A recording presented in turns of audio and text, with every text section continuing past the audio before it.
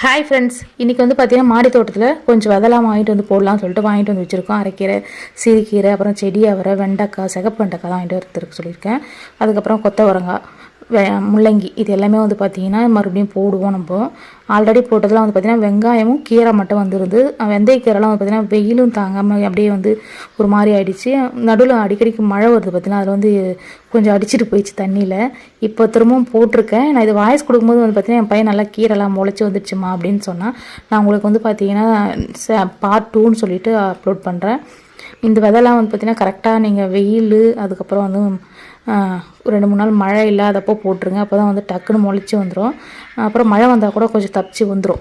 ஆனால் மழை பெய்யும் போது போட்டோம்னா அந்த விதை எல்லாமே வந்து இறந்துடும்.